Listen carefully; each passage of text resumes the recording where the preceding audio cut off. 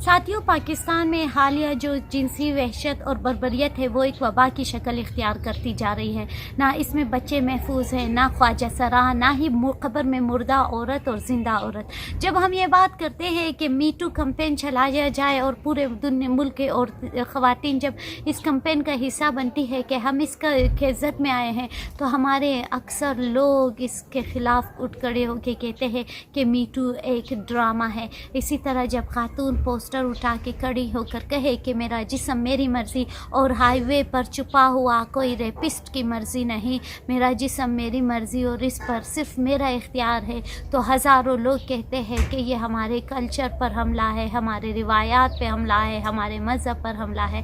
पाकिस्तान में ख़ातून से जुड़ी हर इशू को जो है रिवायात और कल्चर के आड़ में और चादर के नीचे छुपा कर उसको कवर अप किया जाता है ताकि वो अपनी ज़बान नहीं खोले। मैं आज आप सबको कहती हूँ कि आप अपने अंदर एक अखलाक़ी जुर्रत पैदा करके अपने घरों में बैठी हुई बेटियाँ, माएँ और बच्चियों से पूछें कि क्या कभी आपको राह चलते किसी ने आपकी मर्ज़ी के बग़ैर हाथ लगाया है, तो मैं गारंटी से कहती हूँ कि सब हाँ कहेंगे और शायद आज रात आप सो भी नहीं सके।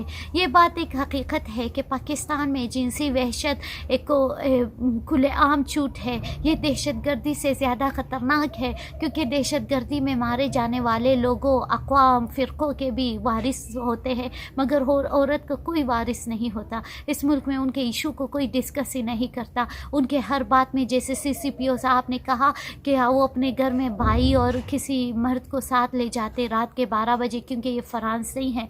तो जनाब वाला, हम मानते हैं कि पाकिस्तान फ्रांस नहीं है, मगर क्यों नहीं है? पाकिस्तान को फ्रांस जैसा बनना चाहिए कि जहाँ पर मर्द, औरत, बच्चे सब महफूज खुद को महसूस करे, जहाँ पर हर मज़हब, मसलक, फ़िरका ख़ुद को महसूस करे। इस तरह तो नहीं हो सकता कि एक रियासत का कानून मर्दों के लिए कुछ हो, औरतों के लिए कुछ।